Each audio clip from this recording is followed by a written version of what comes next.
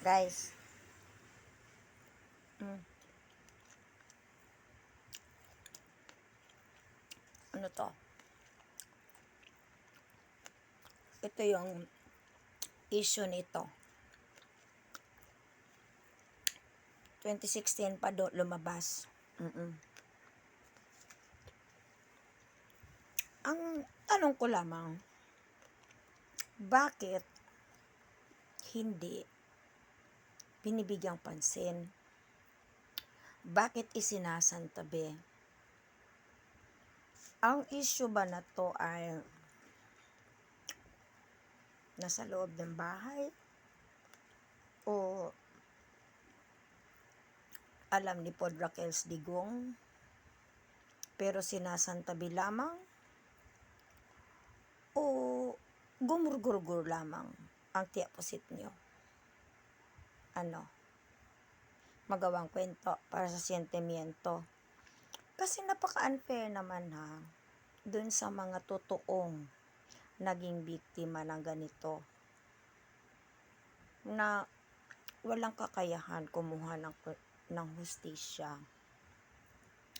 Pero ito siya, si tiyaposit ninyo, sinasantabi lamang. Pero usa niyang inilabas ang kwento niya.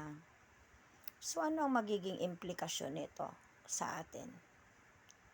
Na kahit sensitibong bagay, dinadala mo, gagawan mo ng kwento, para saan? Makakakuha ng sentimiento, para sa boto? So yan ba ang pinapangarap nyong maging presidente sa 2028, mga didiles? Ang isang leader na may kakayanang gumawa ng kwento? Yung isang leader na magsayad-sayaran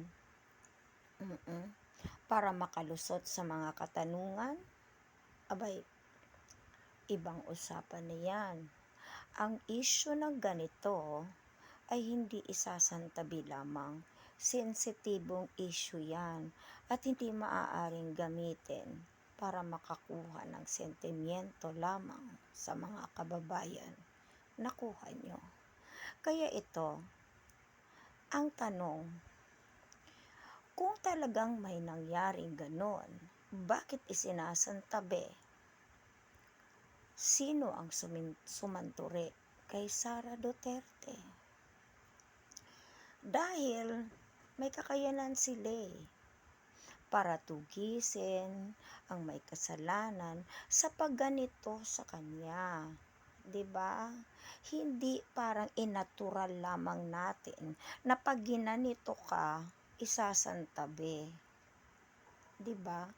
Kawawa yung mga totoong biktima ng ganito na walang kakayanang maghabol sa hustisya. So ngayon, isa sa challenge namin ay sabihin ni Sara Duterte kung sino ang gumawa sa kanya ng ganito. Nakuha nyo? Dahil pag wala siyang sinasabi at wala siyang maamin-amin, alam na gumagawa ng kwento. So ano tawag nyo doon? Maaaring may disorder? Ano yon? Histrionic disorder to get attention? Or pathological liar? Spotted. Anyway guys, sa lahat ng mga nabiktima ng mga ganito, kaisa nyo kami sa ako mismo sa paghahanap ng hustisya. Maaaring mahirap pero mahigpit na yakap.